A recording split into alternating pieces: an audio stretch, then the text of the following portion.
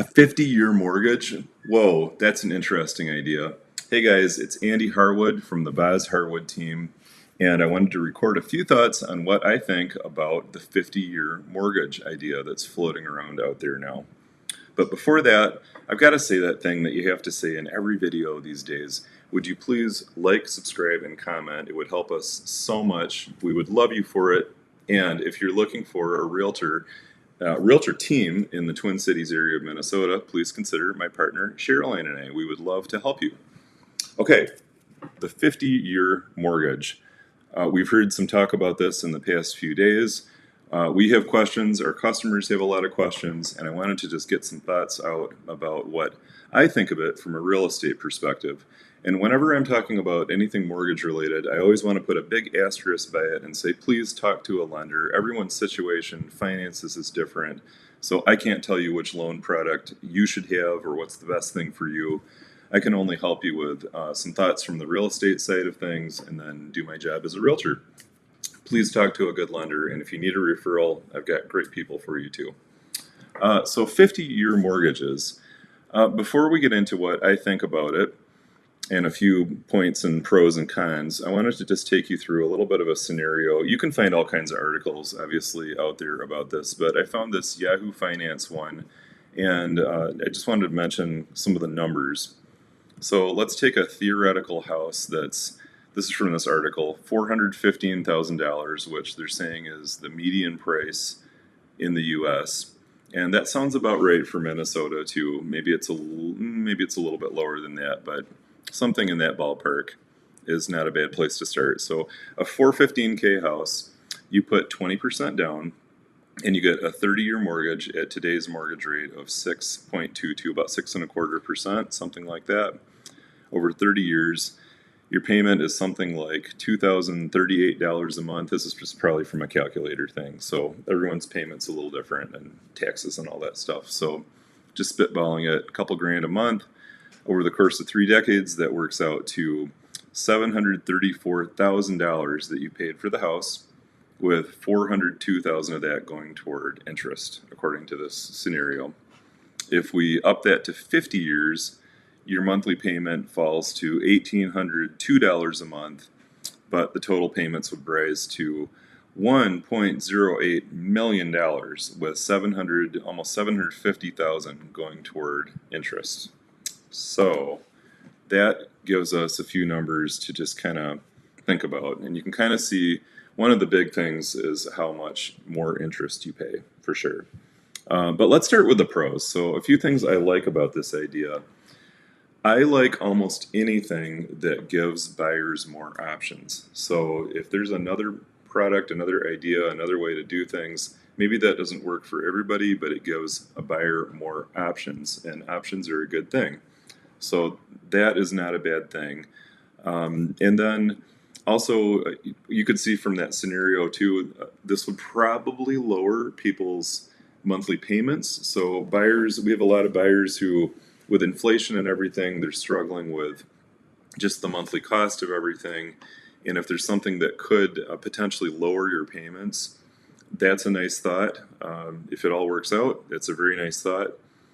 And I think this could potentially help younger buyers to get into the housing market.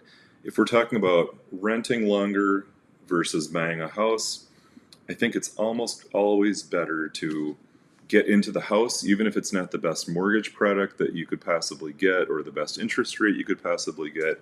At least you're buying into the market, and that's probably better than not buying into the market.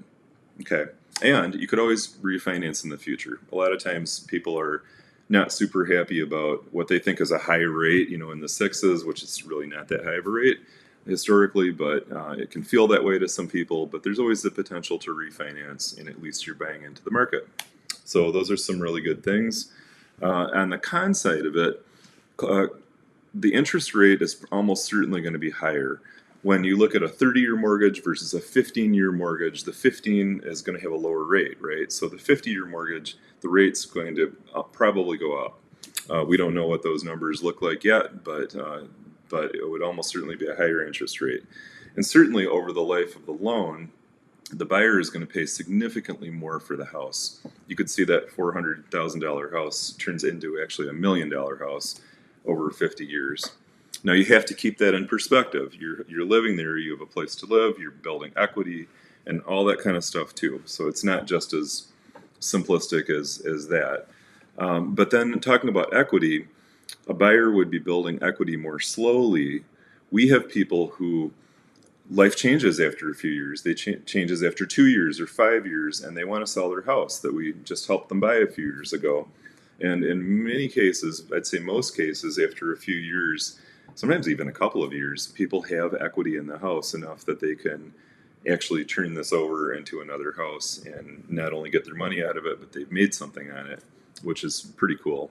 So that would be building considerably more slowly with a longer term loan, and that could affect how long you might be locked into that purchase until you have enough equity to do something else.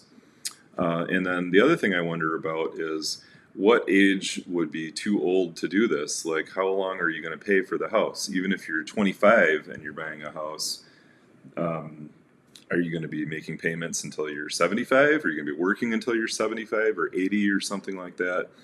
I just don't know quite how that would all work. And again, maybe you can refinance with a better rate in the future, but no guarantees. So I'm not sure what that would actually mean. But then one thing I haven't heard people talk about as much, I think something like this could actually increase housing prices. And here's why I think that. Everything comes down to supply and demand. So if you have a certain amount of housing supply, which there really isn't a whole, like, we're not seeing like someplace that we're going to get a whole lot more houses from, right? So we have the supply that we have, more or less, and then it comes down to demand. So I'm not saying that I think it's good that people are having a hard time affording the payments and all of that kind of thing. That's not good.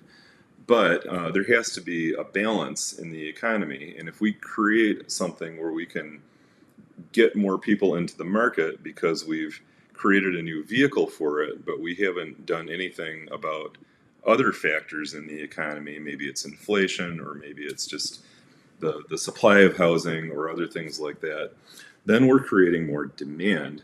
And if there are more buyers who want more of the same houses, housing prices are going to go up. So you create something, maybe it's a rob Peter to pay Paul situation where we've tried to do a good thing, but then we've negated what we've tried to do because of it. So these are just things I'm wondering about on the con side, and obviously there's a lot of questions about this yet, and people who know a lot more than I do. But those are just a few thoughts that I had, and if you were wondering about 50-year mortgages, I hope this was helpful. And we will see how that story develops. Thank you for listening, and talk to you later. Bye-bye.